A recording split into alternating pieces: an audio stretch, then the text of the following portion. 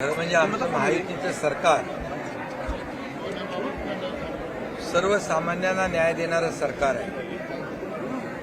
त्यामुळे LIGची MIGची जी घरं आहेत जशी आम्ही इतर घरं जे वर्षानुवर्ष लोक राहतात ती रेग्युलाइज केली, त्याप्रमाणे LIG MIGला कुठल्याही परिस्थितीमध्ये त्यांना बेघर सरकार करणार नाही, त्यांना न्याय देईल आणि त्याबाबतीत देखील निर्णय पॉझिटिव्ह घेईल. त्याचबरोबर कंडोनियमचा जो विषय आहे, गेल्या अनेक वर्षापासून लोक राहत आहेत आणि मग अनेक वर्षापासून लोक राहत असताना त्यांना सोयीसुविधा देणं शेवटी हे शासनाची जबाबदारी आहे. आणि मग त्या माध्यमातून देखील नगर विकास विभागाच्या माध्यमातून त्याच्यावर देखील तोडगा काढून त्यालाही न्याय देण्याचं काम आम्ही करू. सर, प्रकल्पग्रस्तांचा सगळ्यात महत्त्वाचा मुद्दा आगरी कोळी समाज या नवी मुंबईमध्ये मोठ्या प्रमाणात आहे. त्यांचं देखील अनेक समस्या आहेत. गरजेपोटीच्या घराचा प्रश्न आपणच सोडवलेला आहे. प्रकल्पग्रस्त जे गरजेपोटी बांधलेली घरं त्यांना देखील मी मुख्यमंत्री असताना, नगरविकास मंत्री असताना त्यांच्यासाठी देखील आपण निर्णय घेतला आणि त्यांना देखील ज्या काही अडचणी होत्या त्या सोडवल्या. आज त्यांच्या डोक्यावरची टांगती तलवार देखील आपण दूर केलेली आहे.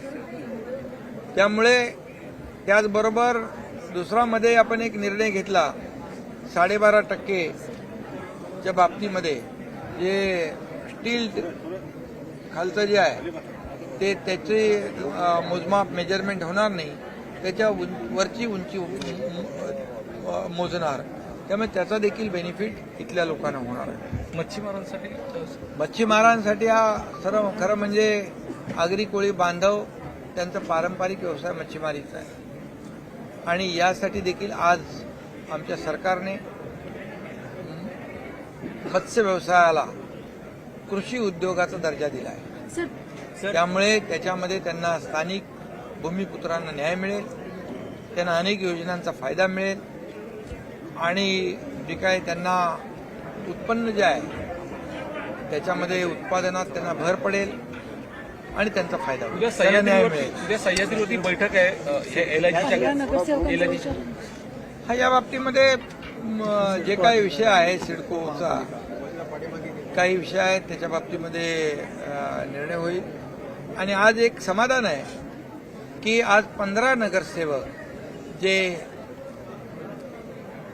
सिटिंग आहेत ते 15 नगरसेवक आज शिवसेनेमध्ये दाखल झालेत.